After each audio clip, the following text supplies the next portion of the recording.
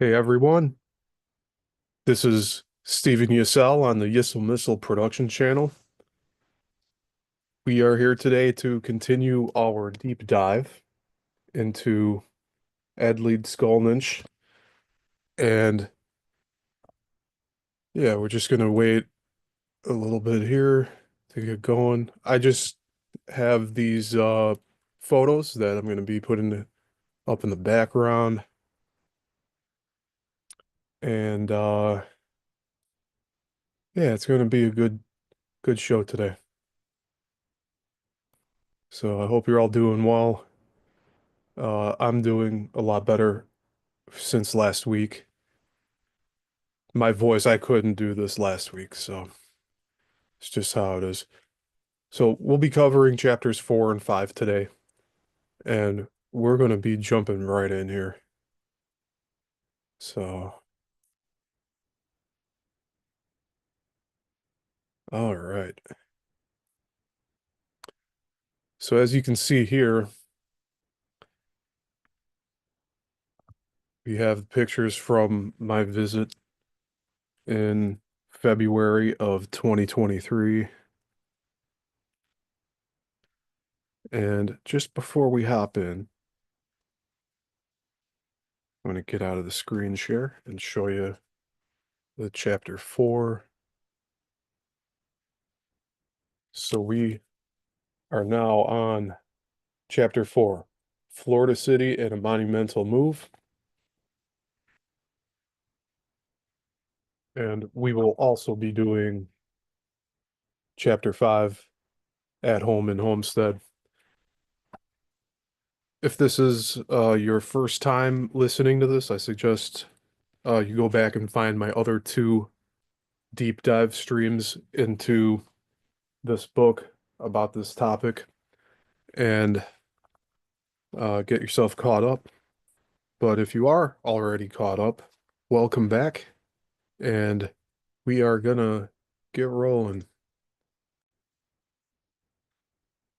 Okay, so chapter 4, Florida City and a Monumental Move. We have no records of when Ed completed construction on what he called Rock Gate or Rockgate Park, or the year that he first opened his attraction, which would soon come to be known in the area as Ed's Place to visitors and tourists. One of the earliest advertisements for that attraction appeared in the January 3rd, 1932 edition of the Miami Daily News. Under the boldface headline, Mr. Real Estate Man, runs the subhead, Look over Ed's place and see the possibility of making money. The suggestion is he was intent on selling the place, but the next of the ad merely hopes to entice tourists. That text, from a marketing standpoint, not to mention a grammatical one, is so bad that if any tourists made the trip as a result of the ad, their visit would have been as miraculous as the castle itself. The ad reads as follows: Go to Ed's place and have a new experience. Bring your camera. You will want your picture taken. More than 17,000 people have seen Ed's place. Make yourself one more, then more than 17,000. Come before noon if possible. Home all day Sundays and holidays. Am usually out from 2 to 4:30 p.m. weekdays. Here are the directions. Go to Florida City, then 3/4 mile west on Palm Avenue to Redland Road, then 1/2 mile south on Redland Road, then 1/4 mile west to Ed's Place. Admission 10 cents. Clip this out now so you will have the road directions handy at all times. This ad is accompanied by two photos. One shows the castle as it stood at that time, with Ed's shack rising above a line of trees behind the wall. The second shows Ed sitting in a rocker next to the Florida table, wearing a white shirt and dark tie. His pose is formal, his posture rigid, his hands placed stiffly on his thighs.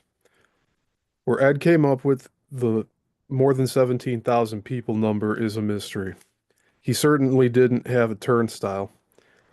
If he had opened his attraction for visitors in 1924 or 1925, giving him a year or two to fashion enough pieces to begin drawing attention, he would have been in business for 6 or 7 years by the time he wrote this ad. Given that only 800 people lived in Florida City, word of his unusual accomplishment must have spread pretty quickly, or he may have been exaggerating, as he did with his height on the documentation forms. Whatever the number, people obviously were visiting the attraction, enough at least to give him the money to run a large ad in a Miami newspaper. In 1936, he would publish a small booklet in which he would claim more than 15,000 people have seen Ed's place. By the late 20s, Ed was welcoming visitors to his place on a regular basis, and by then he was beginning to formulate the speech he would give to those visitors while he gave them a tour of his unusual home.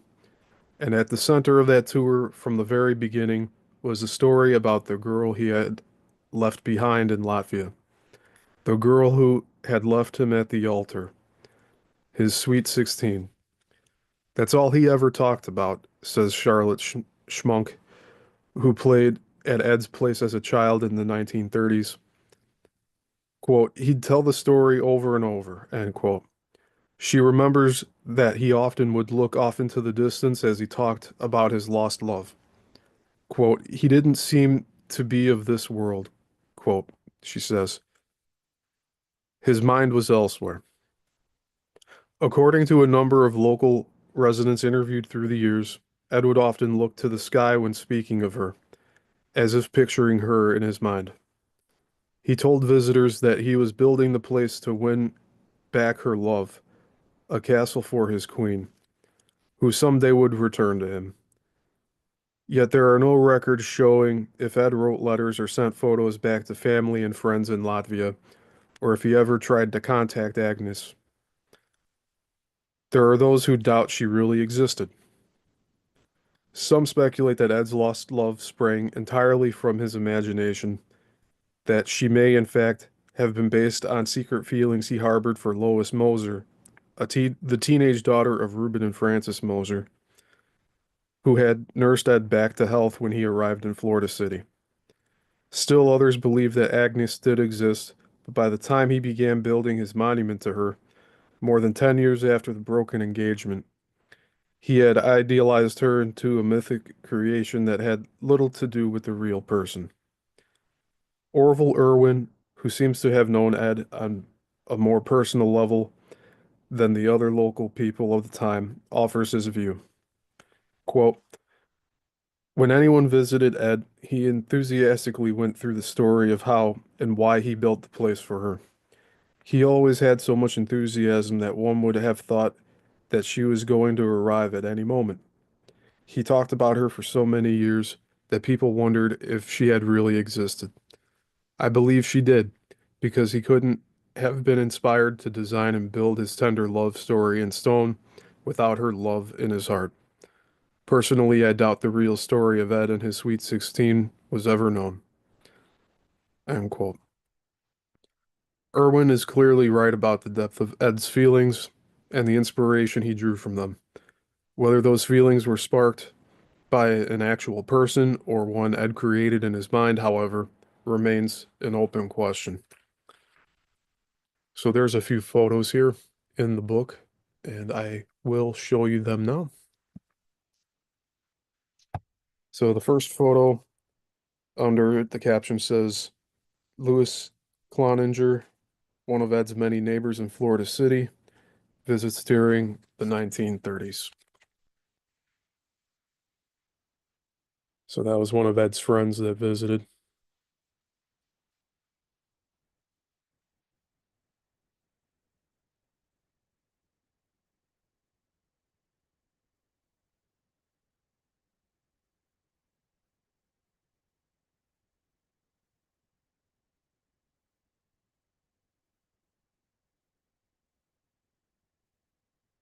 And I am trying to find how to show you here. I mean, I want to see these. Hey, you got aliens. Good to see you. Just wanted to check in on the chat here. Glad to see you made it. Yeah, we'll be doing chapters 4 and 5 today. All right, and there's one more photo in the book before we continue.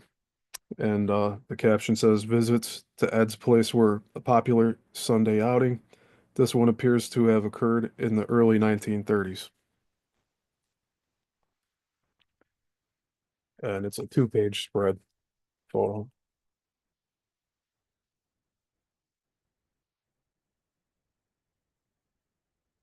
So that gives you a good idea of an average busy day of the week, I'd say, where he had visitors stopping by.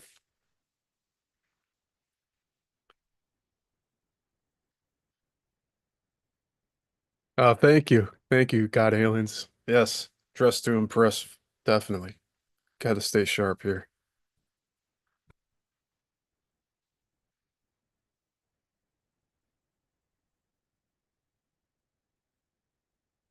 All right, we will continue on here. There's a few more pictures in this chapter, and I'll show you as I go on with it. So, all right, let's continue. Ed's ad also gives us a sense of how he spent his day.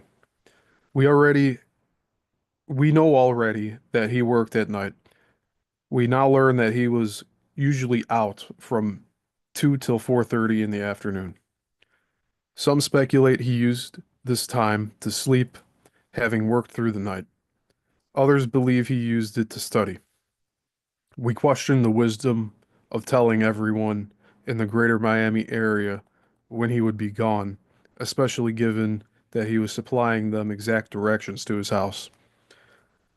Saturday was Ed's day out of the castle, supported by reports from locals who say he spent the day at the Seminole Theater, watching watching people from a perch outside or watching movies inside.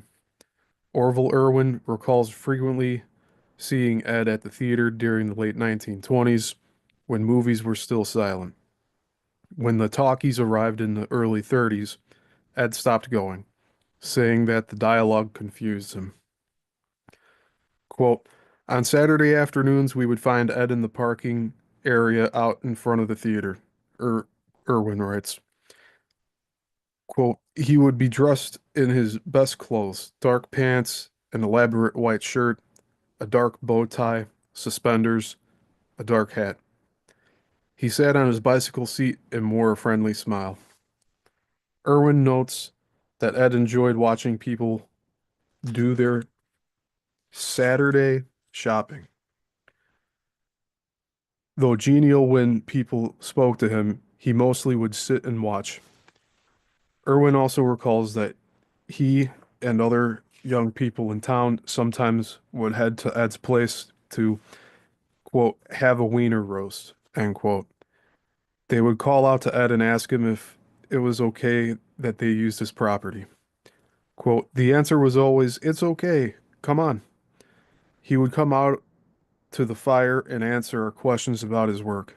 The atmosphere that was always so hospitable that some of us wondered if he wasn't from the southern part of Latvia." End quote. Next to the ad, the paper ran a short article without a byline, apparently an early form of advertorial. The article heaps praise on Ed's creation, though at one point the unnamed author calls it a, quote, "caveman's castle," end quote. Ed himself is described as, quote, "a slender, wiry man scaling 120 pounds," end quote, who claims to have performed all the work on the site himself without assistance from anyone, including, quote, "mule, Negro, or other helper," end quote. As for the castle itself, it was, quote, "quarried by hand from pits nearby, using only rock axe, crowbar, sledges, and an ingenious arrangement of levers," end quote. The phrase almost incredible is used to describe Ed's feat. The writer does not speculate as to whether or not any of the massive stones were made or placed by supernatural means. So I'm going to pause here. So there is a photo here, and it says Ed spent many Saturday afternoons at Seminole Theater in downtown Homestead. And so that's the movie theater that he'd go watch silent movies at until the talkies arrived and he got disinterested and stopped going.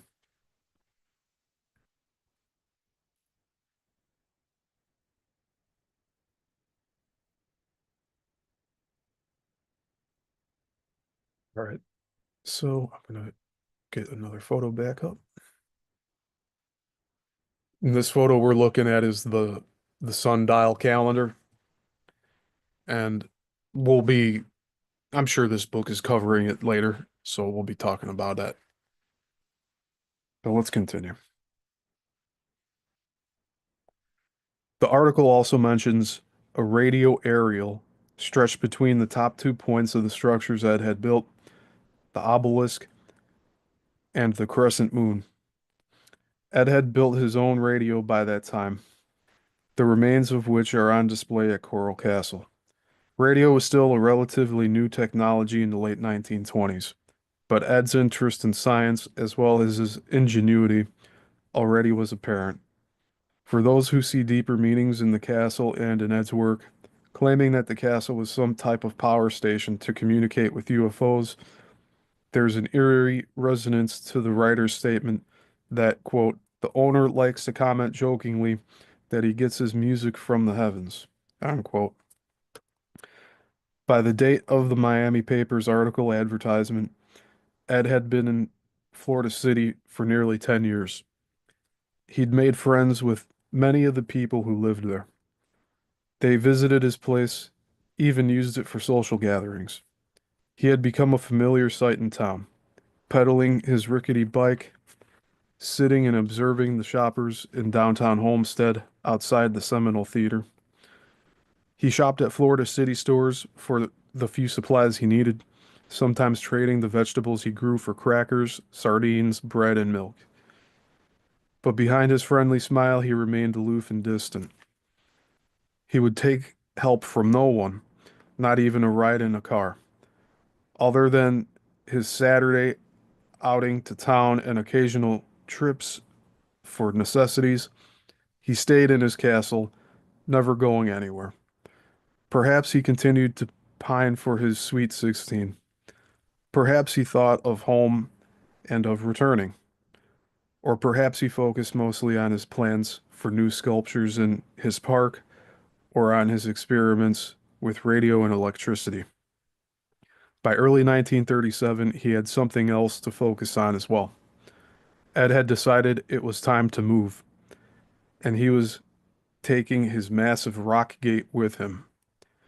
And he was going to do it, of course, on his own.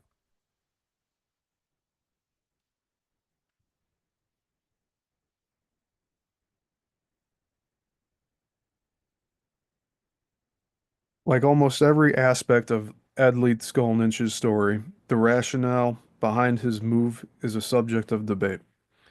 One of the most commonly stated reasons given for Ed's decision to relocate was that he had heard about a plan to build a new housing development near him in Florida City, and he was afraid that the influx of neighbors would ruin his privacy. This theory seems unlikely. First of all, his place in Florida City was not located in a growing area. In fact, more than 70 years later, it's still relatively undeveloped.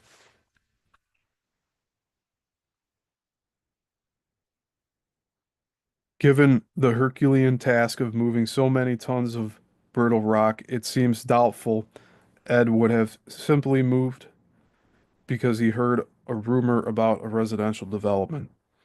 He was not an impulsive man. Quote, nothing ever happened, nothing went in there, end quote, recalls local historian and longtime resident Ruth Campbell.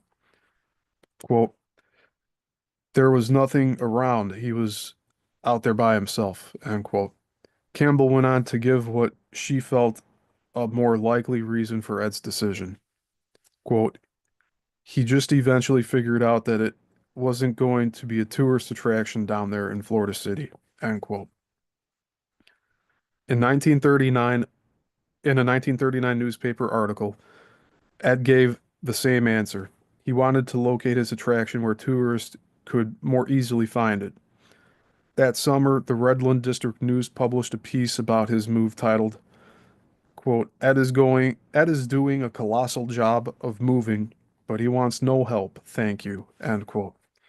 The article, which ran without a byline, noted, quote, Ed's place has attracted many tourists through the years, but this new place near the highway should prove much more convenient for the winter visitors, he believes, end quote. Orval Irwin agreed with this assessment.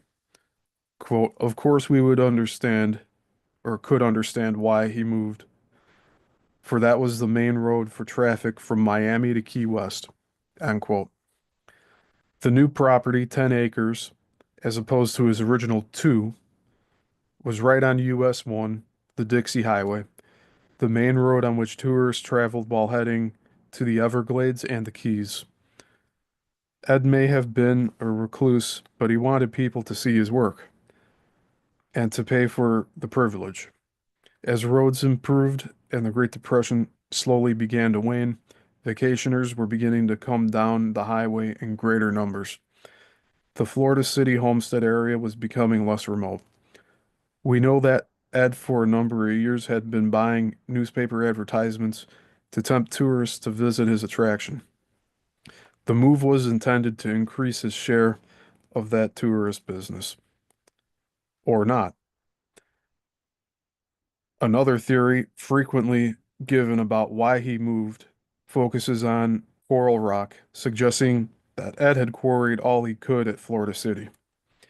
Given the depth of the oolitic limestone in that section of Florida, he certainly hadn't used everything on his property, but he might have dug as deeply and as widely as he could with his primitive tools. Or he found that he'd used all the rock that was easiest to access and position.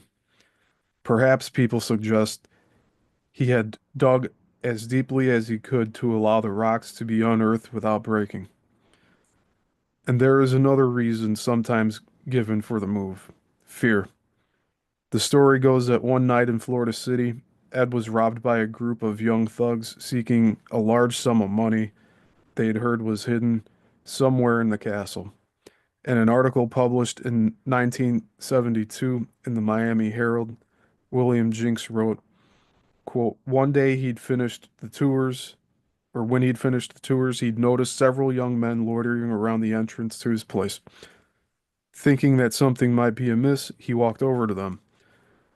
They wanted the money they'd heard about. Leedskalnin protested that there was no money, and to prove he was telling the truth, he emptied his pockets, causing a small number of coins to spill on the ground. One of them grabbed Ed from behind while another began to hit him. They eventually knocked him out without getting him to change his story. They fled with the few coins and left Ed where he had fallen. End quote.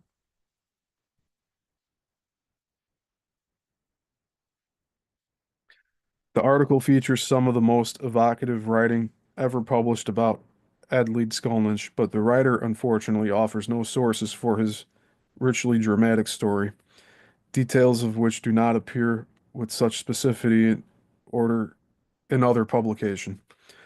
He quotes neither written sources nor personal interviews. Earlier in the article, the writer creates a vivid scene in Latvia where Agnes tells Ed she is breaking off the engagement. It occurs, however, more than a year after we know he was living in the United States. Poetic license appears to have been taken in the latter case. It's quite possible that it was taken in the former as well. Nevertheless, beating the beating had entered Leedskalnin lore. And then there are those who believe that Ed's decision to move had nothing to do with tourism or privacy or coral rock or the lack thereof. The decision to head for Homestead in the late 1930s, they say, was the result of an earlier miscalculation on his part, having to do with the Earth's energy grid. This grid, sometimes called the magnetic grid, is made up of a hypothetical network of lines called ley lines that crisscross the Earth and allegedly connect a number of megalithic places. The concept was created in 1921 by an amateur archaeologist from England named Alfred Watkins, who noticed that a number of these places in England could be connected by straight lines. Believing he had discovered an ancient network of trade routes, Watkins did not attach mystical associations to the lines. According to the theory, places where those ley lines intersect hold tremendous electromagnetic power. Stonehenge in southern England and the Great Pyramids in Giza, among other mysterious places in the world, are located at intersections in the energy grid. Ed's new property, the 10 acres on US 1, was located at an intersection point as well. The westernmost point, in fact, of a particularly well-known geometric structure contained within the grid, the Bermuda Triangle. Those who believe that Ed chose his new location for Rockgate because of its relation to the energy grid find support for their theory in Joe Bullard's story of the man from Jacksonville, whose father saw Ed on the road with a quote, witching rod, unquote, which can be used not only to find the location of underground water, but to detect points of energy on the grid. They believe that Ed's move was sparked by a realization on Ed's part that earlier calculations that led him to Florida City were incorrect, and that relocating to Homestead would put him in closer alignment to the grid, allowing him to thereby draw more power from it. The leading books on the subject are The Energy Grid by Bruce L. Cathie, that's spelled Cathie, from 1997, and Anti-Gravity and the World Grid, an anthology of grid-related essays compiled by David Hatcher Childress in 1987. Cathie, a former pilot from New Zealand, has become a de facto spokesperson on the subject. His essays are included in the Childress book, and his own book contains an essay on Coral Castle titled The Dominion the Diminutive Man of Mystery. Beyond the rather swashbuckling sobriquet, Cathie bestows upon Ed the power to locate the grid and draw from it. He writes, quote, Ed Leedskalnin had not moved onto the Florida site by chance. This geometric position was extremely close to one that would be ideal for setting up harmonics related to gravity and light harmonics. The fact that he had access to secret knowledge is much more evident in the relationship of Coral Castle to the world energy grid system. End quote. We will return to Cathie's speculations regarding the energy grid and their possible relationship to Edward Leedskalnin's almost superhuman feats of engineering in a later chapter.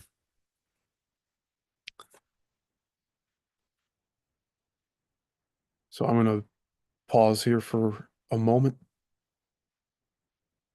Ain't that something?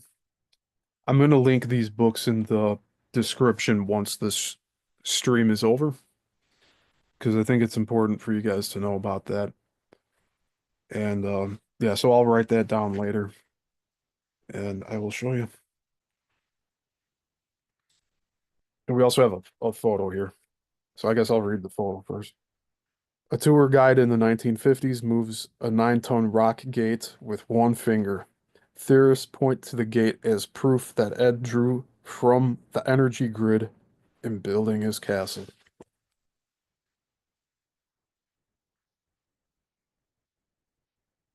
So this rock gate was I mean it had when I visited it was closed off. It had a little fence around it, but apparently you could move this thing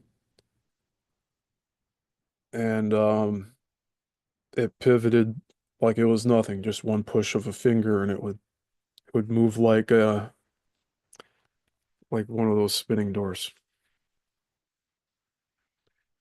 So the two books here that are mentioned, if I can get this to zoom, we're gonna focus here.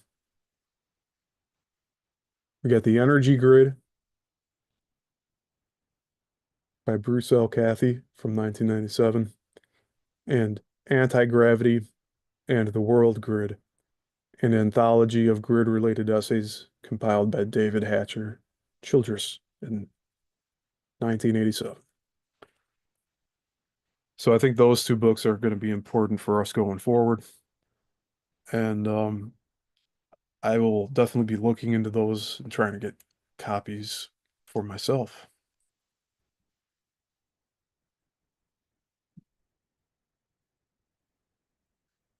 Oh, and one last photo for this chapter. Ed stands in the courtyard of Rockgate in Homestead.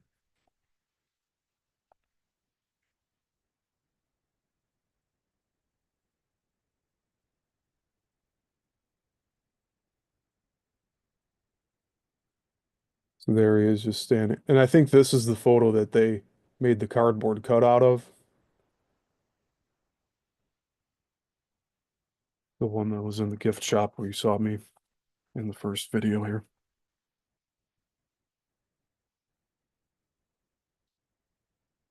All right, and I'm just going to check chat here. Hey, Jason, that's awesome. Jason is saying Coral Castle is going to the top of his travel list. It's definitely worth it, man. When I brought this up to my father, he was really excited about going after I explained to him what it was.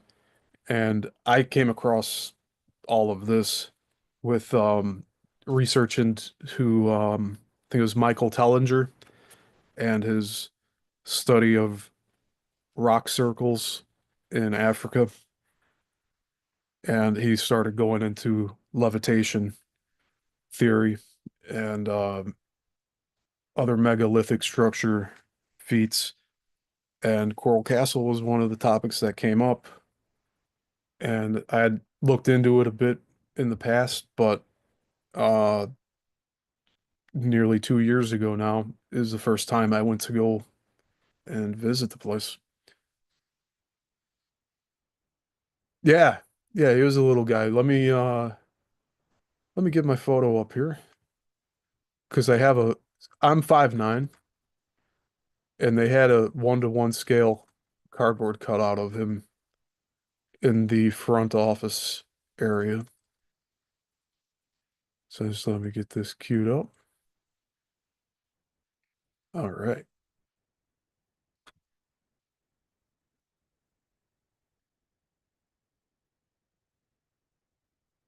So this is how tall Ed would have been. And I'm 5'9". I think they were saying he was close to 5 foot.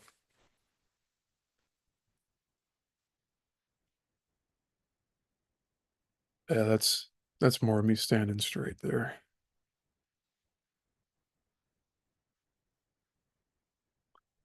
And just for comparison, we're going to look at that photo and then the one in the book because I believe this is the one from the book. And if it is, that's a great enlarged image of it.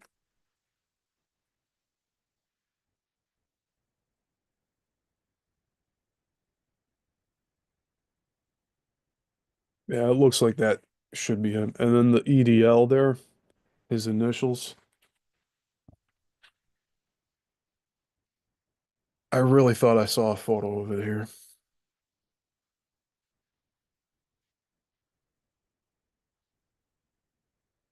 Here's the panoramic.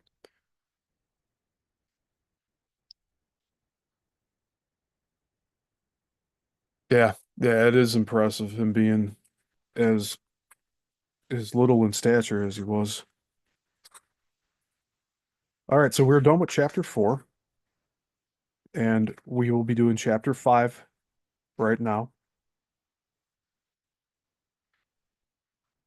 And I'm just looking through very shortly.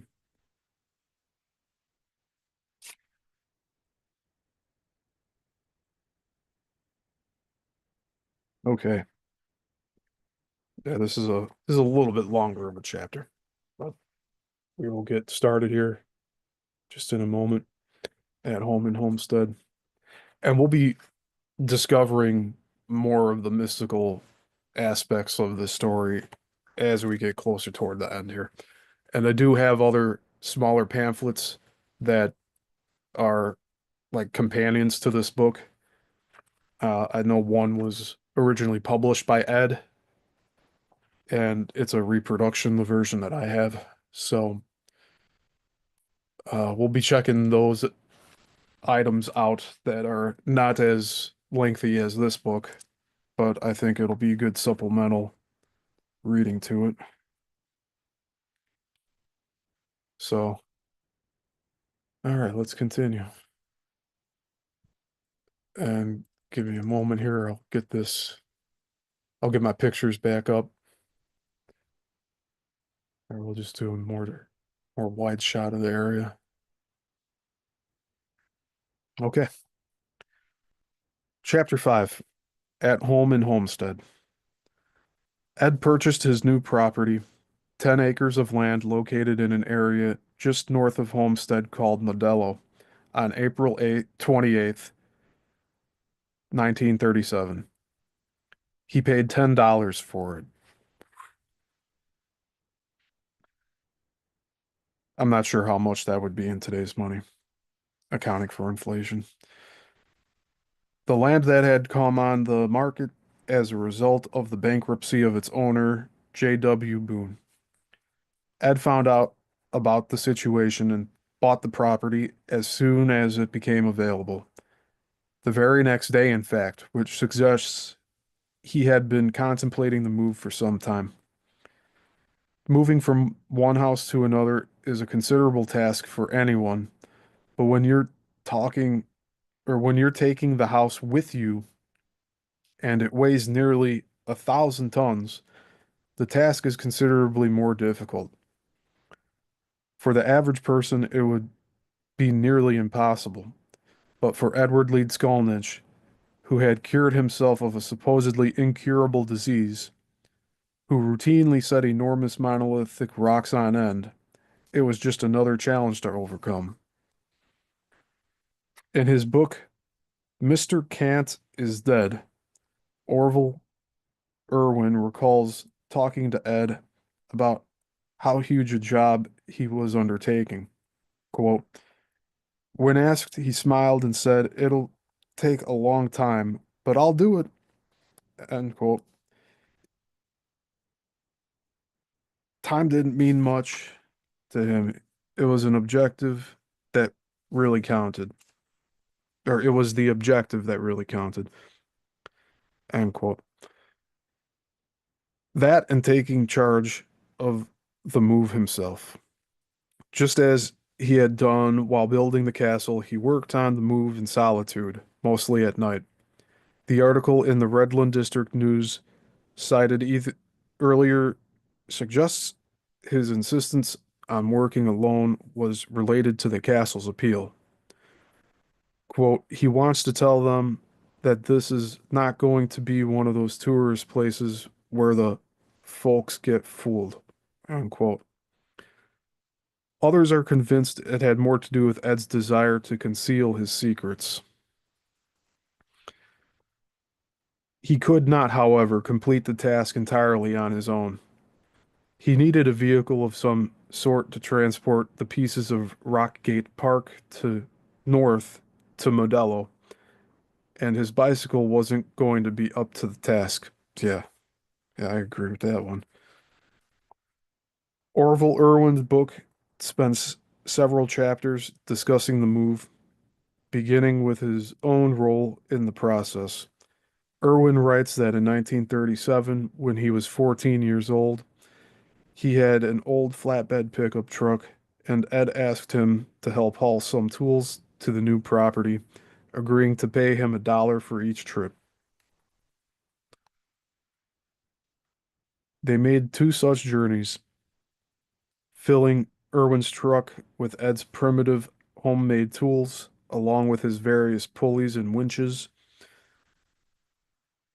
Irwin offers a fascinating description as well as some drawings of the process, detailing how Ed secured his tools at the new empty property. I'm going to pause here for now. I think that's going to be another book we'll have to look at, is this Orville Irwin. So I'm going to show that on the screen too. So if you guys want to look that up later.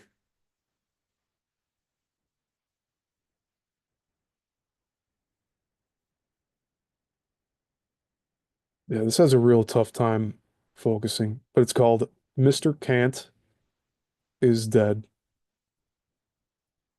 by Orville Irwin. There we go.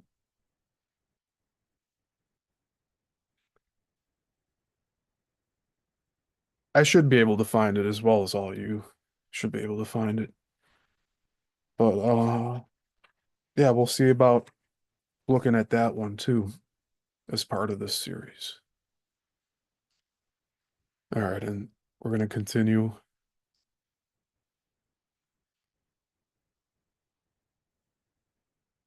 And this photo here, I really can't recall exactly what was going on. I think that was a underground like food storage, but I'm not entirely sure.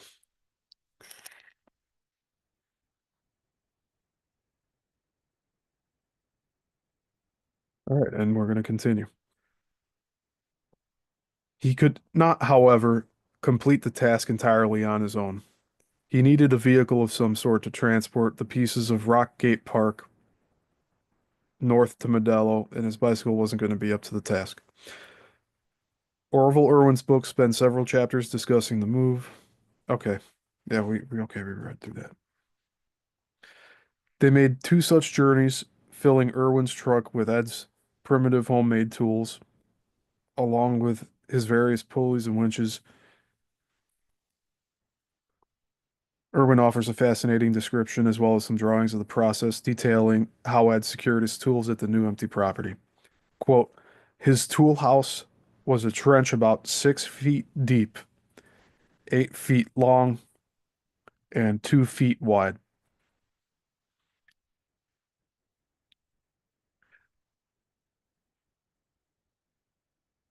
I almost want to say the picture we're looking at on the screen might be it, but it might not be. All right, let's continue. The pit was protected by a ladder on top, chained down and locked at each end with a padlock. Concrete anchored the bottom of the chains. The sides of the trench had been hand cut with the neatness that you would have you believe it was a machine dug. That would have you believe it was machine dug. Nearby, all the materials removed from the hole were neatly graded into three piles: sand, small rock, and heavier coarse rock. I took note of this because it was typical of Ed's work and part of the secret of his accomplishments, making every lick count and letting nothing go to waste. End quote. Irwin's truck, however, would not be able to help move the heavy stones that comprised of the heart of Ed's roadside attraction. Even if the engine had been strong enough to pull such a load, the tires would never stand the strain.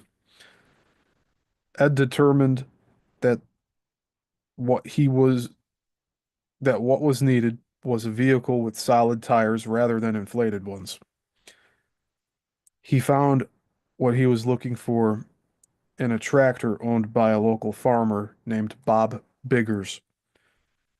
The engine was only half the puzzle, however. To actually haul the coral, Ed fashioned a trailer from the nearby junkyard using the chassis of an old Republic truck with boards laid across it. One by one, he loaded the massive stones onto the trailer and then called Biggers, who would hitch the trailer to his tractor and haul the crazy looking collection up the highway. When they arrived, Biggers unhitched the trailer.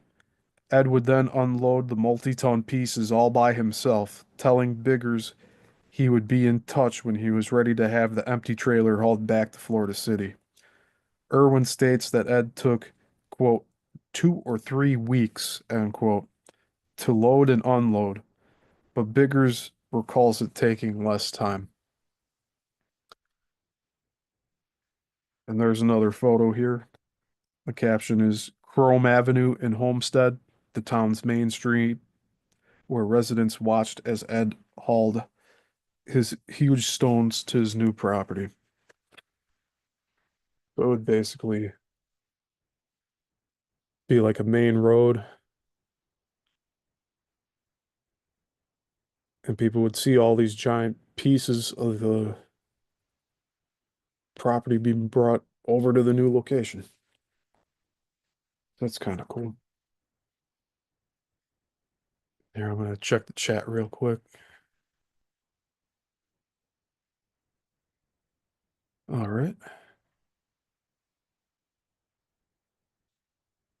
All right, we will continue now.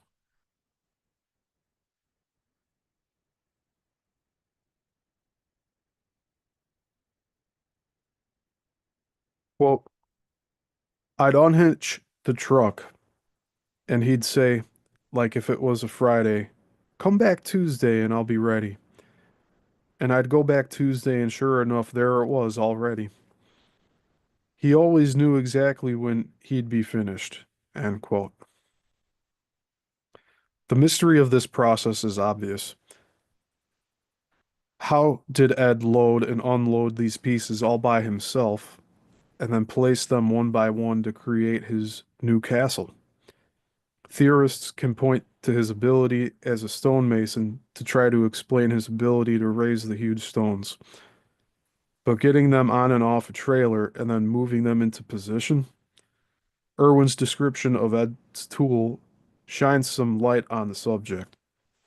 Quote, of all the articles I hauled that day, the most impressive one was his homemade winch.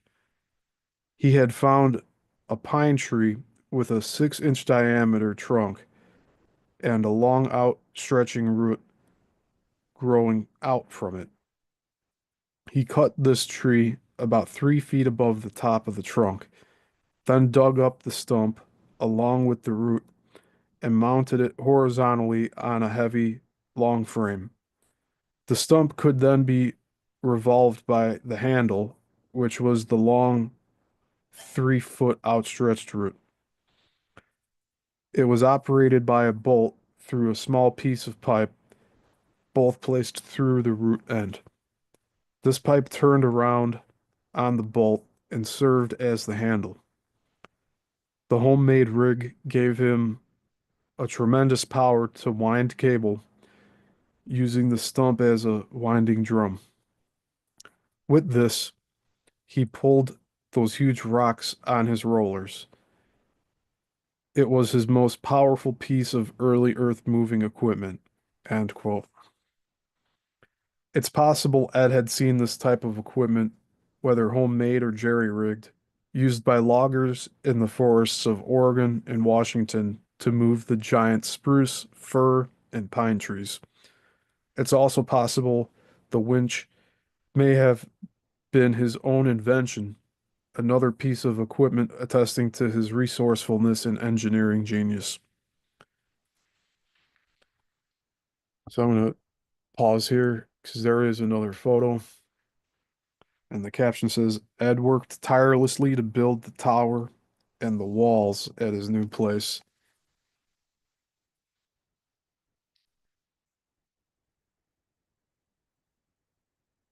And you see here, I believe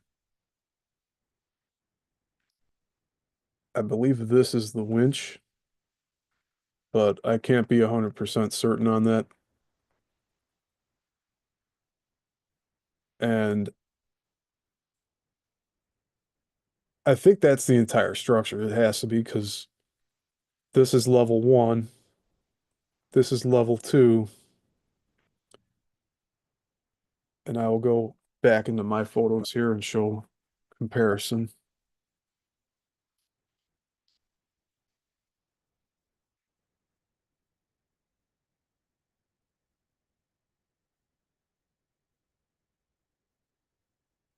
So I do think he learned a lot of stuff when he was doing the logging out on the West Coast.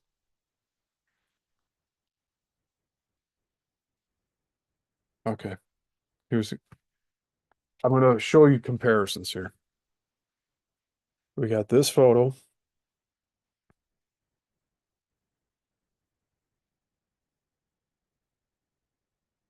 and then we have this.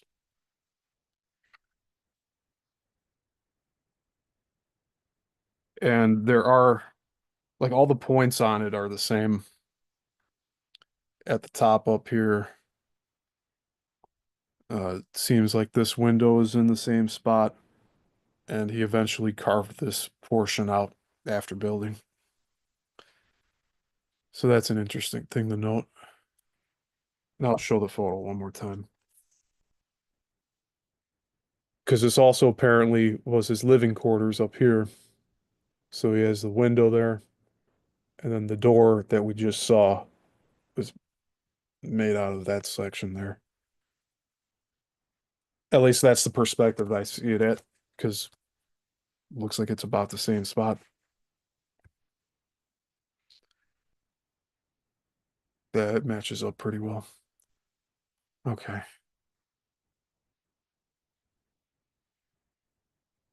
Continuing on. If Ed was secretive about how the stones were loaded, he apparently was less concerned about his neighbors seeing the gigantic load slowly rolling up the highway to his new home. Among the 1955 affidavits, a number of people mentioned seeing the bizarre sight of Bob Biggers driving his tractor along the road, pulling a trailer that contained gigantic stone crescents and shares, and the other pieces from Ed's place. Bob's sister, Mrs. C.U. Barnes, writes, he moved all the quote, he moved all of the rock objects alone from Florida City. He would put them on a big trailer, then have my brother Bob Biggers come and pull them to the present location. Then he would say to Bob to go on now, for I don't want anyone to bother me while I work. End quote. Mrs. Lula Bell Tinsdale writes, quote, I visited Ed's place in Florida City and saw it being moved up the highway to its present location. End quote. Georgia Neal Waters writes, quote, I saw Ed's place being moved on the highway to this new location. End quote. Others make similar statements, all of which attest to the moving of the stones was not done in Ed's typical surreptitious manner. One affidavit, however, does contradict the others. Mrs. Ruth Tomerlin writes, quote, my brother-in-law moved the rock constructions for him. He said Edward Leedskalnin loaded the truck at night by himself, and the following morning, my brother-in-law had the truck moved to the new location where Ed unloaded the truck to, end quote. Her statement contradicts Irwin's, which contends that Ed took several weeks to unload the trailer. It's also at odds with Bob Biggers' description of the process. It's not clear if Biggers was Mrs. Tomerlin's brother-in-law. And I'm going to pause right here. I want to queue up another photo here that I don't think you've seen yet.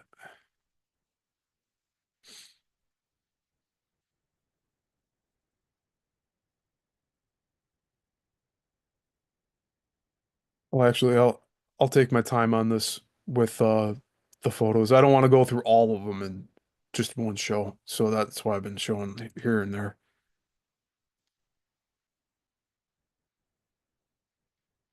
Okay, so we're going to continue on.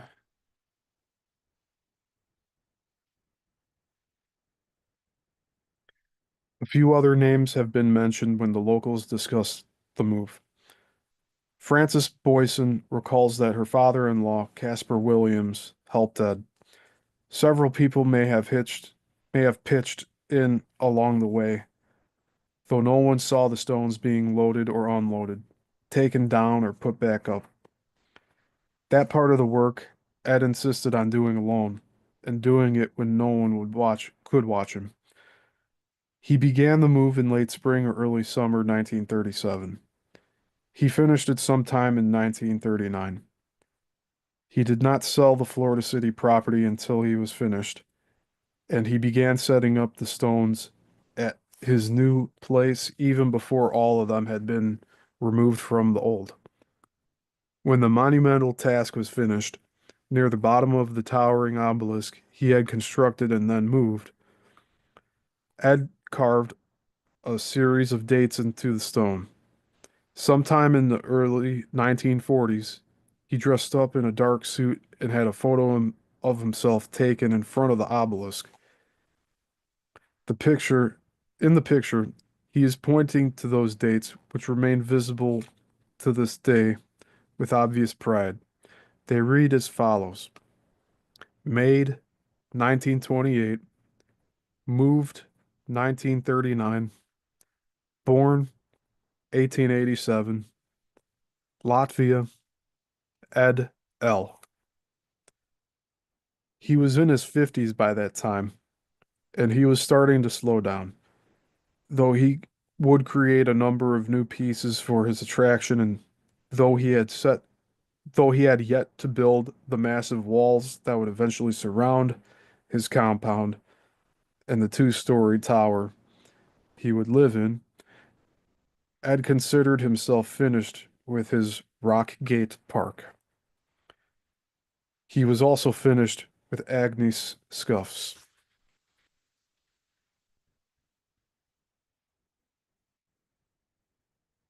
And we'll take another pause here.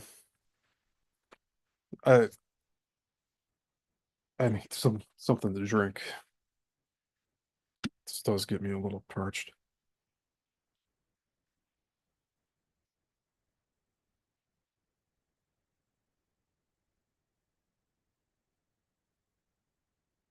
And I'll go check here, see what you guys are doing in the chat.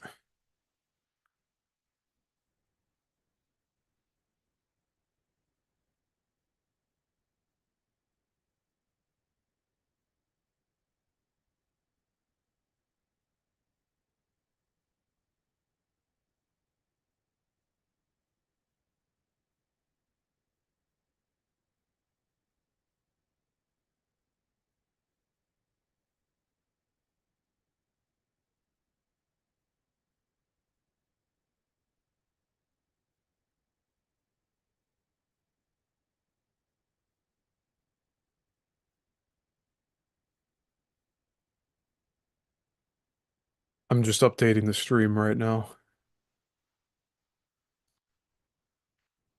And good, we're at just under an hour, but we're not finished yet. We're going to finish this chapter 5, and then We will call it a day.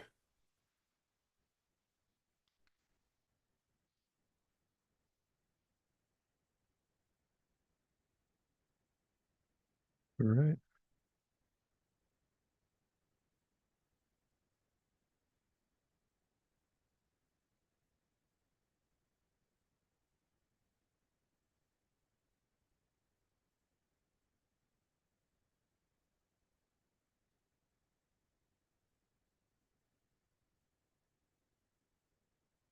All right, we're going to continue reading very shortly here.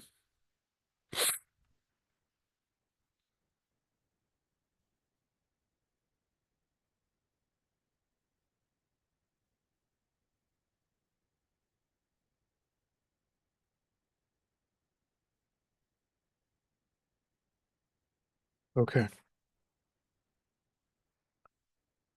Yeah, we don't have too much left on this chapter. We got a few photos in this as well.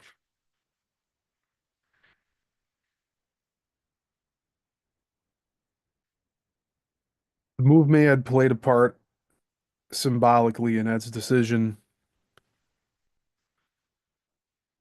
to put the lost love of his life behind him at last. I left her, quote, I left her down at Florida City and don't talk about her anymore, he told Orval Irwin after Irwin had not heard Ed mention his Sweet 16 for a while. By this time in his life, whatever hopes he had held for her return and his plans for a wife and family probably had disappeared. Instead, they became part of the show for paying customers, a bit of romance he used to add luster to his giant megalith. Ed even, quote, rearranged and renamed some of the new stone areas of the castle, unquote, further suggesting that even though he continued to tell the story of his Sweet 16 to the tourists, he had moved on emotionally as well as physically. At the new address, Ed applied himself to the build to first to building the 8-foot walls that surround the courtyard, giving his new home much more of a castle-like appearance than it had in Florida City. Given that the new place was in a much more heavily traveled area, building the high walls, which are 3 feet thick, made a lot of sense. The stone slabs he used in constructing the wall weighed as much as 29 tons each. He filled the spaces between the stones with much smaller rocks, quote, placed so perfectly that no light shows through, end quote. The tops and sides of the walls are amazingly flat and even as well.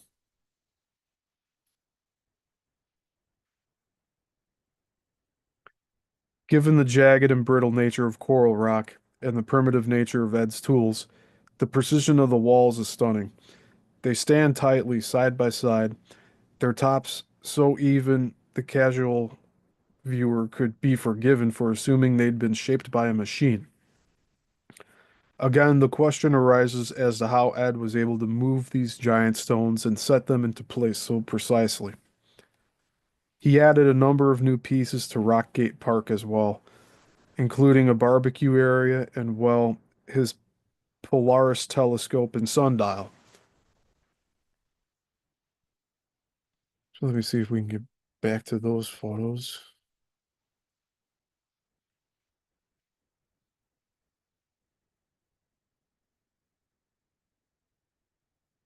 Oh no, it is later on here. All right.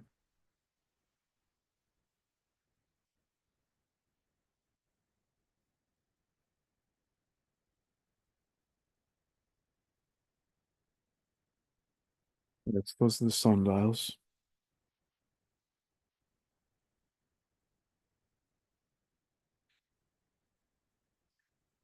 All right, and continuing on, the new pieces are easy to distinguish from the older ones.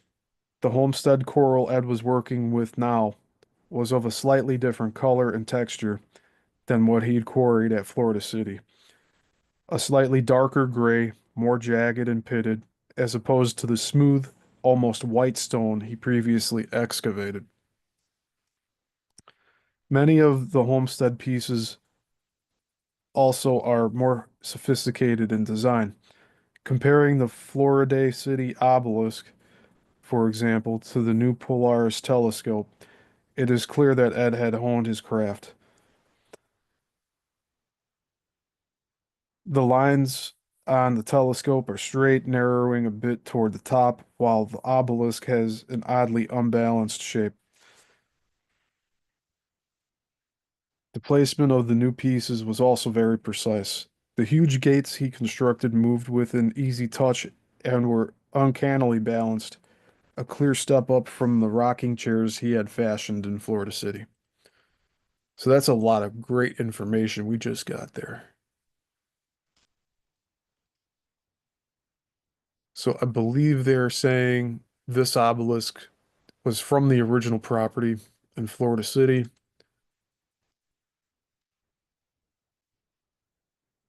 but then what, these rocking chairs? Yeah, these rocking chairs are also from Florida City. So those were things that were moved on the truck beds, I believe. All right, I'm going back to the tower here.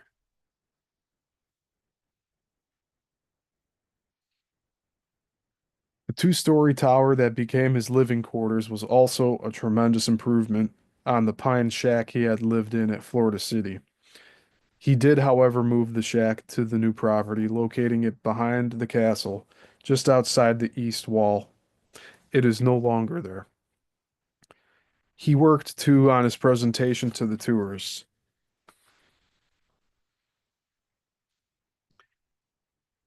In the wide stone doorway leading to his Rockgate Park, Ed rigged a bell with a rope. A sign next to it ordered the visitor to ring twice for a tour. If the visitor rang it only once, or more than once, Ed would not answer. In Corallo Pills, author Andrus Stavro speculated that Ed used the sign to be sure that his visitor could read English. If the visitor could not, he might be a Russian agent out to get Ed. That's kind of interesting. This story seems doubtful. More likely, ringing twice signaled to Ed that the person at the door wanted a tour and had paid the admission fee, which meant Ed had good reason to stop whatever he was doing. Two rings also implied that the visitor was willing to be able to follow orders. Ed gave a tour very much on his own terms and at his own pace. By ringing twice, the visitor tactically agreed that Ed was lord of this manor and would determine how things were done here. Questions were forbidden until the tour was completed. Homestead resident Ruth Campbell, who took her first tour of the castle in the early 40s, recalls that Ed gave the tour as he wanted to give it. Quote, he was so proud, and he would take you around and tell you about each piece that he had, she says. Quote, he wanted you to see everything, and he would tell you about each fantasy, every idea, all of his pieces, the bedroom, the barbecue pit, everything. He wanted to tell you in detail about every single thing he had there.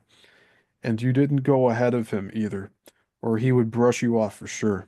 End quote. If Ed could be somewhat dictatorial while giving his tour, he managed at least to be a benign dictator. To a person, locals recall his generosity and his personal attention. Quote, he was very nice to us, end quote. MC Bardley says, recalling a tour she took with her Girl Scout troop in the late 1930s. Quote, he would take all afternoon to talk to us. We were 12 or 13 years old. He was shy, but he was comfortable with us, maybe because we were just kids, end quote. Signers of the 1935 or 1955 affidavits recalled not just Ed's personal manner, but his almost uncanny ability to recognize people who had been to the castle before, even when it had been a long time since the visit. Quote, Ed never forgot a face, end quote, wrote one woman. Quote, having been to his place once and return with another group of friends, Ed would point to each one and say if you had been there before. He was a clever little man, end quote. So I'm going to pause here because there are more photos to show in the book. First one, the caption is the bell and the sign at the front door to Rockgate. Visitors who did not ring twice were not given a tour.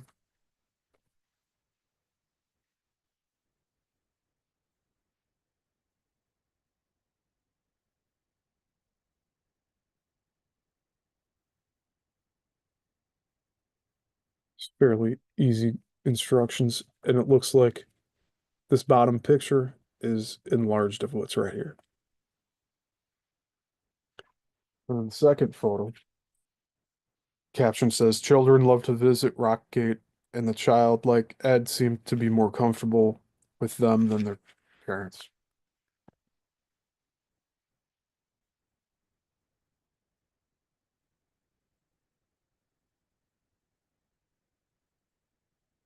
That looks like the girl sitting on the crescent moon there.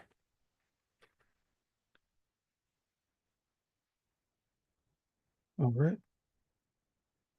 And just gonna check the chat real quick. All right. We are good.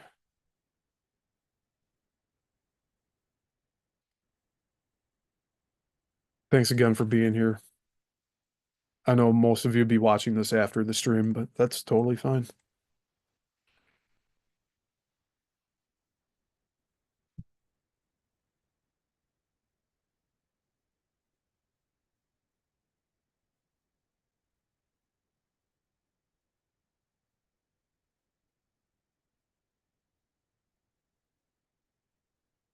There, there should not be that much left here. I think we got, I'd say about 10 pages left. All right, let's continue. Quote, he had a wonderful memory, quote, declared Mrs. C.F. Waldron on her affidavit. Quote, we visited his place in Florida City and years afterwards visited the one on Highway 1, and he knew us. He never charged admission to those who had gone in once, unquote. Well, that's kind of cool. When a tour began, Ed moved with great excitement from piece to piece, chattering away about how he created each one. Quote, he had a very high-pitched voice, unquote, Ruth Campbell recalled. Quote, you had to sort of tune in to hear and understand everything he said, unquote. One thing Campbell does not remember Ed having is a thick accent.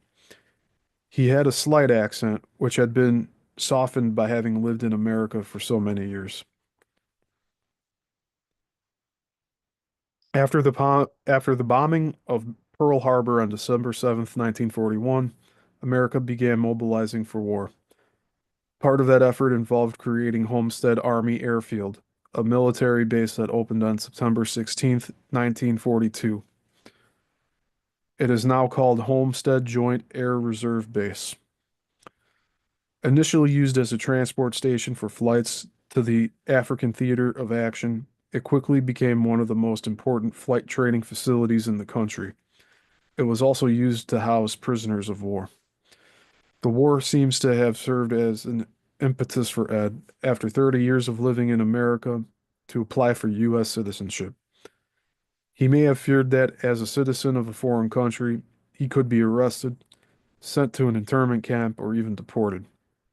Those fears were not without reason. As the political pot boiled more and more fiercely in Europe and Asia in the late 1930s, the U.S. government began putting under surveillance what were known as, quote, potentially dangerous persons. People with Japanese, Italian, and/or German backgrounds began to be viewed with suspicion. Russians, though technically our allies, were not to be trusted either. When the war was declared, the FBI and INS agents began rounding up enemy aliens and deporting or interning them. One such camp was located in nearby Miami. Having witnessed the violence, sometimes random and unwarranted, during his years in Latvia, Ed was no doubt worried about his own status. In fact, according to some of the stories that circulated at the time, the US government had already paid Ed a visit regarding his radio antenna. The strange strand of wire Ed had strung across the wall of the castle from the top of the crescent moon to the star on the obelisk. The radio was allegedly interfering with radio signals at the nearby Air Force Base. Some say the callers were FBI agents. Others say the FBI sent for the sheriff who knew Ed. Still, others say the sheriff and agents went together. In his book, Mr. Kant is Dead, Orval Irwin ascribes the visit to his father, a deputy sheriff. Irwin recounts the story of Ed, showing his father how the wires were connected to his simple crystal radio set, which made it possible for him to listen to both music and news for free, and that the copper wires were a simple homemade radio antenna. Quote, my father chuckled as he told me about it, quote, unquote. Irving writes, quote, I think that it was one of the sorry. Quote, I think that it was one investigation that he and the agent thoroughly enjoyed, unquote. But the other locals tell a different story. They say that Ed was warned about the agents and sheriff coming to investigate and was able to convince them that his apparatus was harmless. Though Irwin claimed his father chuckled about the confrontation with the authorities, one has to wonder if the FBI agents laughed too, or if their suspicions were entirely allayed by Ed's claim that he was grabbing only the songs of the day out of the air. Conspiracy theorists said believed that Ed was warned, and that in fact he was doing something more with that radio than simply listening to music and news. Some believe, in fact, that Ed was already the subject of government suspicion by the time war broke out, for reasons that he had, or for reasons that had nothing to do with the castle he had built. During the war years, governments of every country in the conflict were exploring possibilities of new and more devastating weapons, from the V-1 rocket to the atomic bomb to laser beam death rays. Technology and the scientists who were able to apply it to the construction of these destructive new devices moved to the forefront of awareness among all civilized nations and the intelligence agencies charged with the security of those countries. There are those who believe that Ed was targeted for suspicion by the US government because of a patent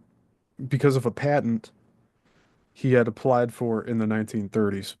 A patent for what he called a magnetic generator, which some people believe was in fact a perpetual motion machine.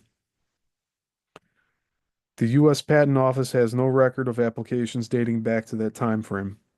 The records for issued patents, which date back into the 19th century, list no one by the name of Edward Leedskalnin. Did Ed ever apply for a patent? Was his idea rejected? Was it judged unworthy of a patent? There is no way to know for sure now. Conspiracy theorists believe that the perpetual motion generator, which could supply the world with free energy, would have undermined the utility and oil companies, and for that reason the patent was not granted. Others say the government. I'm going to read that one more time. Conspiracy theorists believe that the perpetual motion generator, which could supply the world with free energy, would have undermined the utility and oil companies, and for that reason the patent was not granted. Others say that the government took note of the idea and came to Homestead to try to take it from Ed. The truth of those rumors aside, Ed certainly must have had an inkling, perhaps more than that, of how suspicious the facts about his life would appear to others. He spoke both German and Russian. He had never become a U.S. citizen, and within his living tower, he had constructed his very own, very powerful radio transmitter. The decision to become a citizen, seen in that light, was a pragmatic one. On the form, he spelled his name as we know it today. He described himself as having a fair complexion, blue eyes, and brown hair.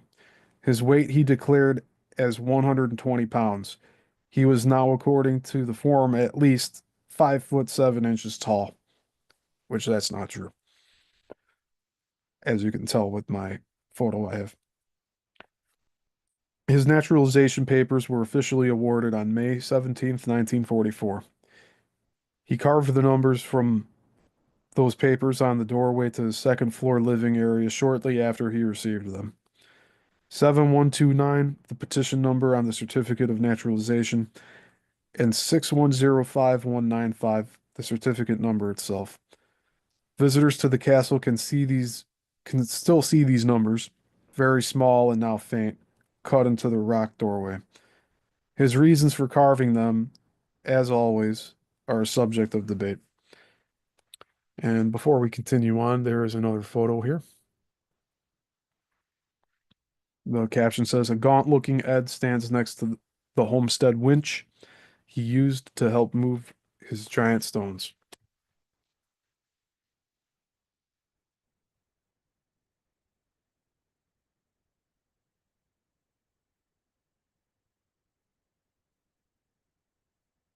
It's like a 5 foot contraption there.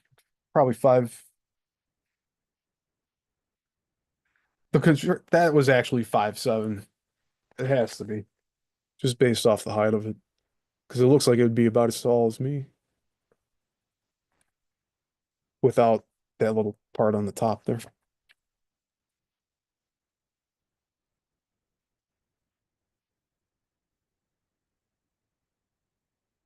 And I'm just going to check in on the comments. All right.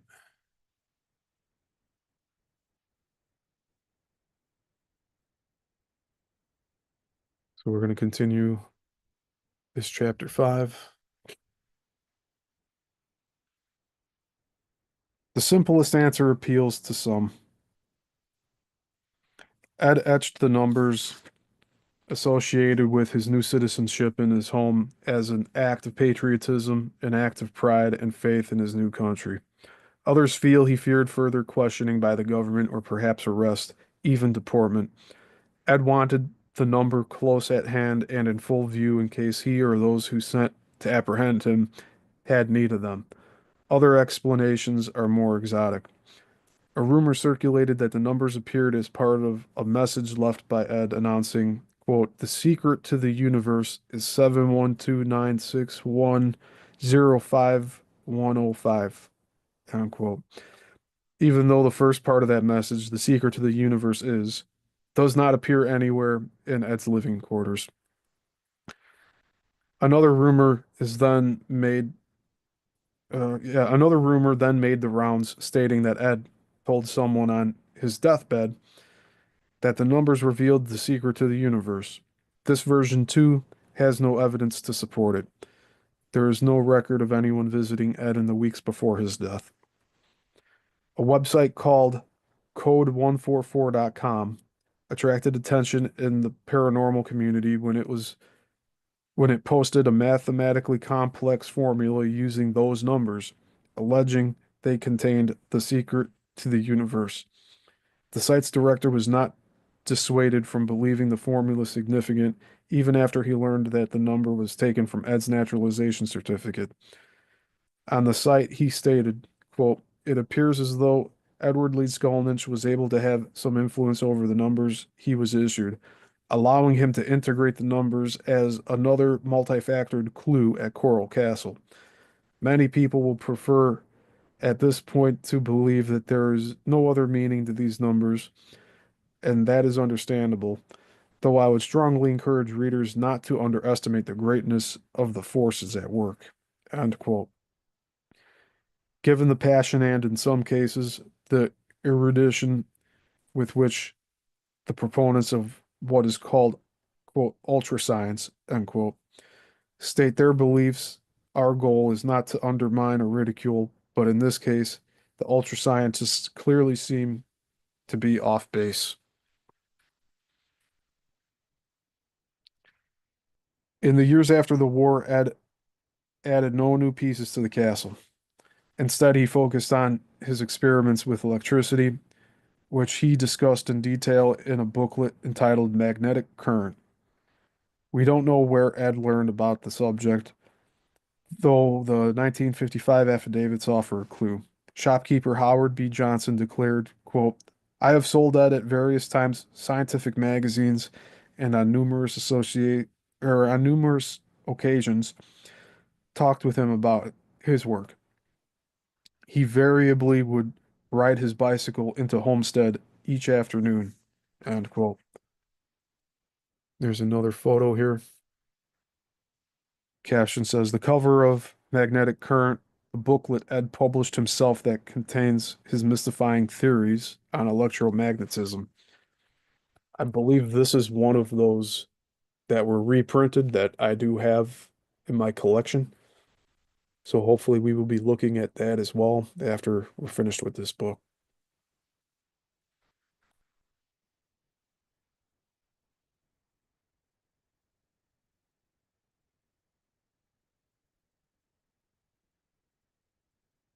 All right, so we are continuing on.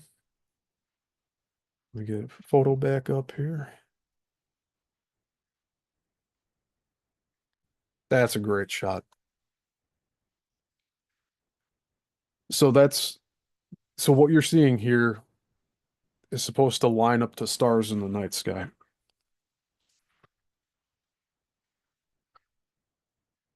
All right. Others stated that when they visited Rockgate Park during this time, Ed would talk to them about his experiments with radio and electricity. He may have even begun including discussion of magnetic current at this point in this tour. In an affidavit, German Herman J. McConnell writes, quote, I first met Edward Leedskalnin in late 1943 when he showed me the Rock Gate, and on one occasion in 1946, while there he showed us some of his experiments that resulted in his writing Magnetic Current, unquote. He published the booklet himself in August of 1945 and sold copies at Rockgate Park. In October of that year, he published a long advertisement for the booklet in the Miami Daily News, a densely written for more than a thousand essay more than 1,000 words long, in which he explains his theories about magnetic current, redef redefining the nature of the atom and of matter itself.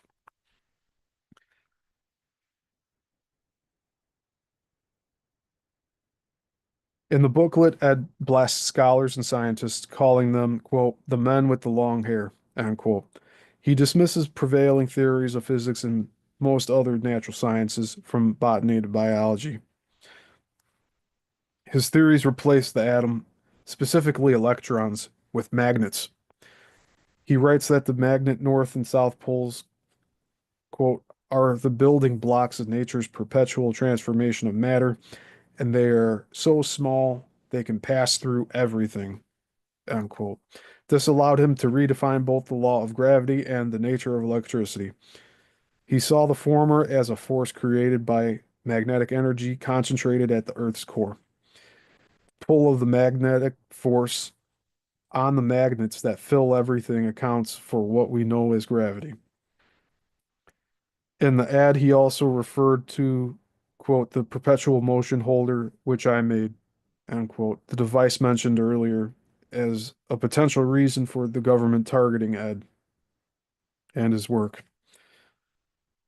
One would think that such a claim would send scientists from throughout the world scurrying to Ed's door, but he seems to have been mostly ignored.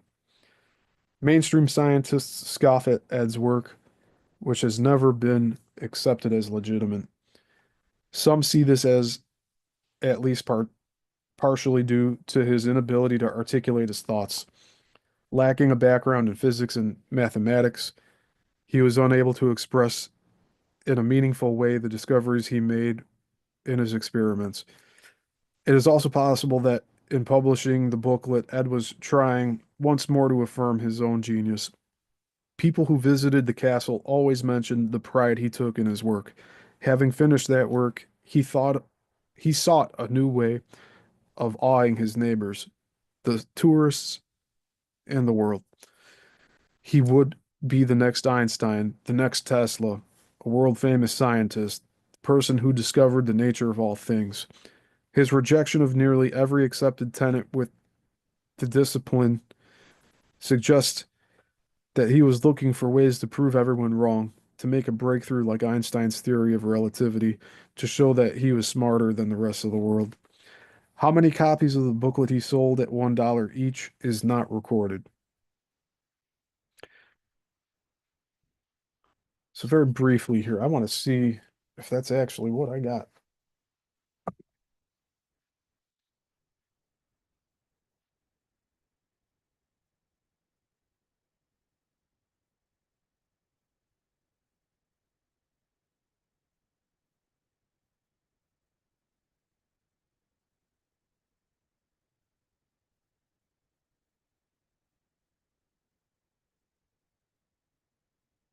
Sure looks like it. I do have it here. So we'll be looking into that.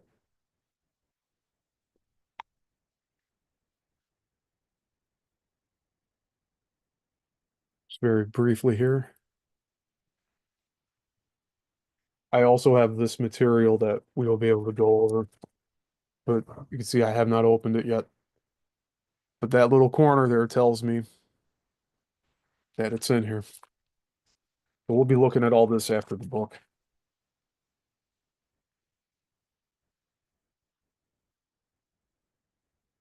Just come on. It won't be a deep dive without that, right?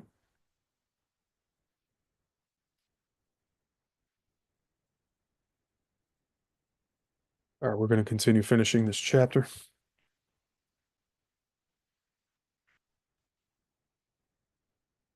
By the late 1940s, Ed was in his 60s and not looking well.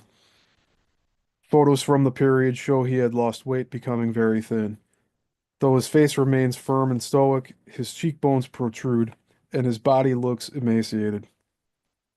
His diet consisted mostly of the vegetables he grew on his property, along with rabbits he would trap. Locals recall him buying crackers and sardines. Museum guide John Landgrave says that Ed grew more than he could eat and bartered his abundance for the foods he wanted. It was a rare event for Ed to accept a dinner invitation. And a number of the affidavits, people remarked that Ed would not take help or a favor or a meal or even a car ride from anyone.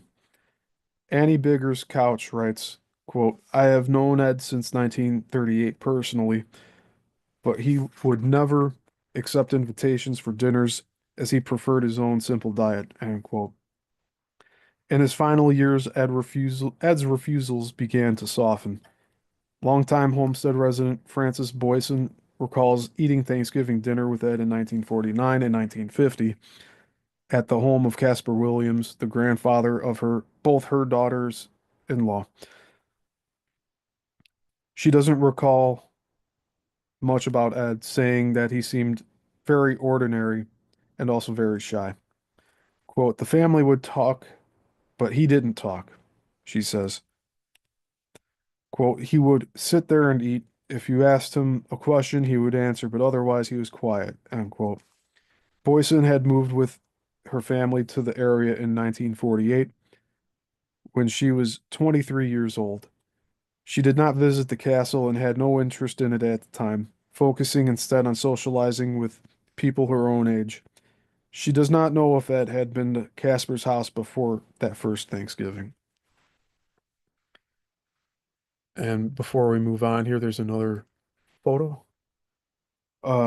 Caption says a rare candid shot of Ed during his final years. And this is one that's available on the internet widely.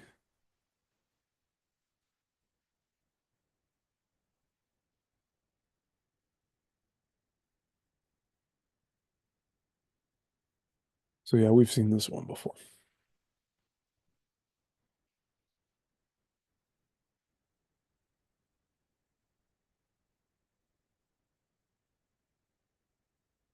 Ah, yeah, I really like how I got that picture there. Okay, continuing on. Quote, for some reason I assumed that he had eaten there before, she says. Quote, because they lived right on Old Dixie Highway, not too far from where he moved his things. I think they knew him more from just being around, end quote. She says that the Williams family was friendly to everyone and very sociable. Not one of them were particularly close to Ed. Quote, I don't think Ed had really close friends, end quote, she says. Quote, nobody knew him that well, but everybody knew him, end quote. It's possible that Ed began accepting invitations like the Williams in his final years, not because he was growing less self-sufficient, but because he was getting lonely. Support for this theory comes from Coralu Pills. In the book, Andra Stavro presents a letter that Ed wrote to his brother Otto on October 9th, 1950. The letter arrived in Latvia in November. Ed wrote in Latvian, I am your brother Edward. I am sending you two pictures of my house which I have made. I have forgotten how to write in Latvian. It has been 35 years since I have gotten a letter from Latvia. Send me a letter and let me know how you are. Ed may have begun to sense his failing health. He wanted to connect with his family to tell them what he had done. Otto's son, Evald, took the letter to the local leaders of the Communist Party. He feared that receiving a letter from America would bring his family under suspicion. Evald was an active member of the party and also feared he would be kicked out as a result of the letter. If Otto replied to his brother, no record exists. If he did respond, it's likely that Evald did not send the letter, perhaps even destroyed it. He didn't want an outgoing correspondence between his father and someone in the United States, no matter how harmless. The failure to make a connection with his brother, to rekindle a relationship with family and home, would only have increased Ed's feelings of loneliness and isolation. Those feelings are touchingly illustrated by a description from the local man named Samuel L. Herndon, who writes, quote, he made a rather suspicious or a rather curious picture peering over the wall, watching traffic on the highway with only sun helmet and eyes showing, end quote. Quite an image, Ed peering over the top of his walls, which he had built to protect himself and ensure his privacy, but also a physical manifestation of the walls he erected around himself out of fear or paranoia or timidity. In the end, he finds himself looking out, perhaps wondering if anyone is looking back. In his affidavit, Herndon also says at their last meeting, Ed said he was planning to rewrite the textbooks on electrical theory, but Ed ran out of time for that ambitious project. His health, never good, grew worse. He continued to lose weight. Some say he was suffering from stomach cancer. Others believe he had simply stopped eating and was dying of malnutrition. In the Leedskalnin legend, the tale of his death is always the same. Ed put a sign on the door of Rock Gate announcing that he was going to the hospital. Th 3 days later, he was dead. Like much of the facts in the Leedskalnin legend, however, this story isn't true. His death certificate reveals the real facts. Ed spent 28 days dying at Jackson Hospital in Miami, checking himself in on November 9th, 1951. Given what many people have said in interviews and on the 1955 affidavits about Ed not accepting rides from his neighbors, he probably took a bus to the hospital. Despite reports that he had stomach cancer, the truth is that Ed was suffering from pyelonephritis, a kidney infection, which, if untreated, can spread to the bloodstream and infect the entire body. The death certificate notes that the condition existed with abscess, meaning that Ed probably arrived at the hospital too late to survive the illness. There's a photo here. It says Ed's bedroom showing the magazines he read about science and technology.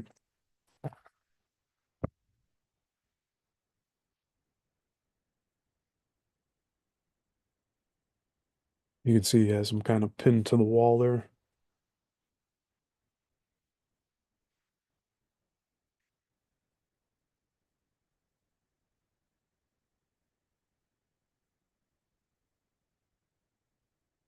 We're almost done for today.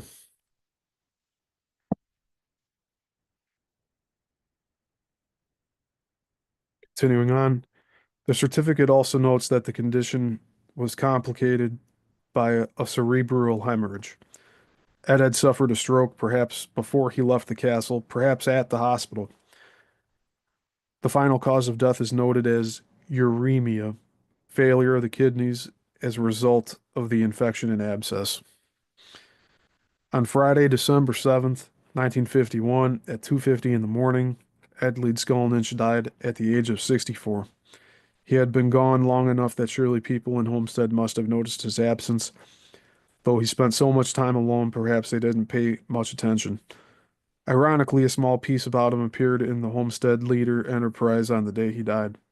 On page 5 of an 8-page issue of the weekly newspaper, in a roundup section called In and Around Homestead, locals found the following squib. Quote, Edward Leedskalnin of Rockgate on US 1 has been in Jackson Memorial Hospital for the past week in a very serious condition. End quote. If anyone read the notice and thought about taking a trip to Miami to visit them, they were, of course, already too late. No one, in any case, came to identify the body. Ed was buried the following Wednesday at Miami Memorial Park. There is no record of who, if anyone, attended the burial. A short obituary appeared in the Miami News, where Ed had published both his long advertisements for Rockgate and for the Magnet Current. It read, quote, Edward Leedskalnin died yesterday in a Miami hospital. He leaves no survivors. Philbrook's Miami Funeral Home will announce funeral arrangements, unquote. The generic nature of the obituary makes clear that no one at the newspaper recognized the name or its association with Rockgate. Ed was treated more kindly by the local press. The front page of the December 14th, 1951 edition of the Redland District News included a short article titled Death Takes Creator of Rockgate. It was not treated as headline news. In fact, it ran under an article announcing a holiday concert performed by the high school band. The article read, in part, quote, a native of Lithuania, Leedskalnin came to South Dade 30 years ago from the state of Washington. He leaves no known survivors. The piece went on to describe Rockgate and note that Ed's place originally was located in Florida City. The Leader Enterprise offered a bit more coverage the same day in an article that appeared at the bottom of the page one under the title, quote, Death Takes Leedskalnin, Carver of Monolithic Wonders at Ed's Place, end quote. After announcing Ed's death, the article states, quote, although he had been a patient at the hospital since November 9th, few of his friends and neighbors here knew of his illness. Following a series of paragraphs describing Rockgate, the article closed by stating that, quote, officers of First National Bank of Miami, named executors of the estate, took charge of funeral arrangement and were this week trying to track down nieces and nephews who's, who will inherit his property, end quote. The mysterious Edward Leedskalnin was dead, but his story and that of the fantastic monument he'd built was far from over.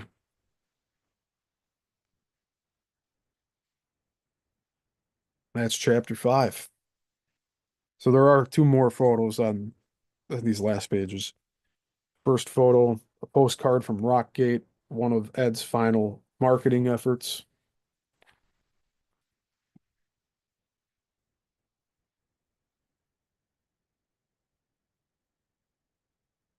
I doubt this is going to focus, but you can get a general view of this.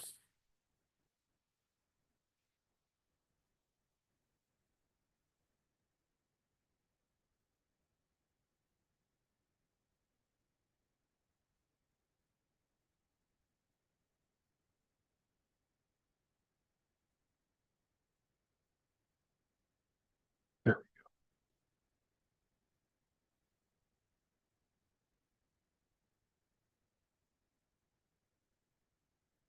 It says in this abode, the experiments with magnets were made and the results recorded by Ed L. in 1945.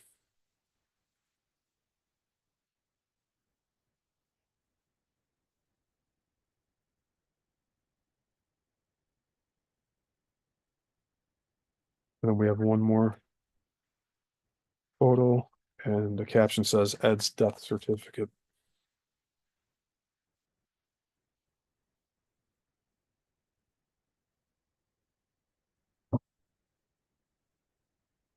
It's a cerebral hemorrhage too.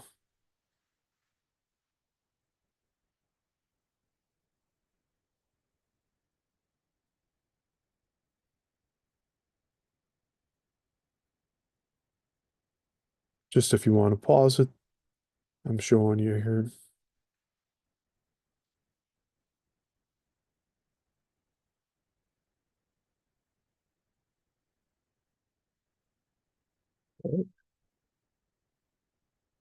Oh, and one more picture. It says a bathing beauty reclines in the crescent of the east at Coral Castle in the 1950s.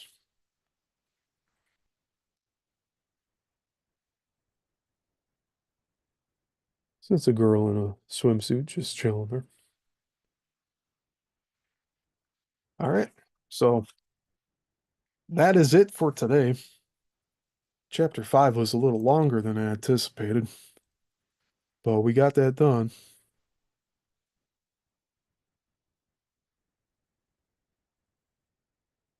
Hey, God aliens, glad to see you're still here. Wow. Well, we kept this under 2 hours. That's good. I try to keep, I wanted this originally to be an hour per live stream, but that's not going to happen, is it? Not with me. But I thought doing 2 chapters at a time would be reasonable. But you can see that it's kind of doing overrun here.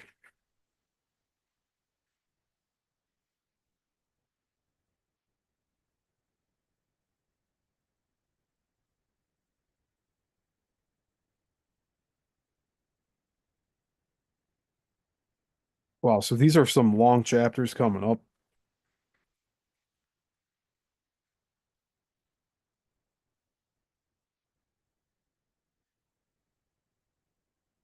We're talking almost 40 pages between 6 and 7.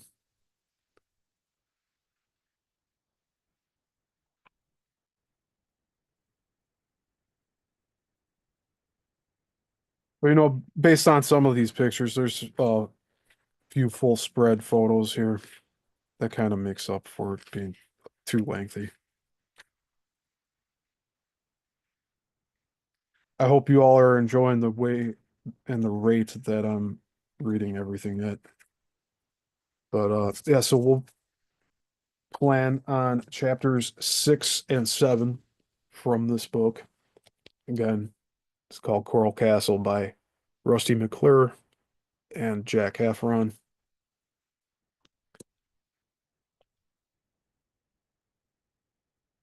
And we are that far through the book now. So more than halfway done.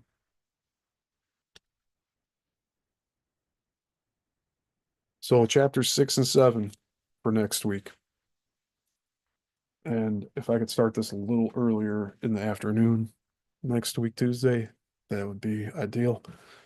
But that's going to do it for today. I do want to keep this under 2 hours because I don't want to take up that much time here.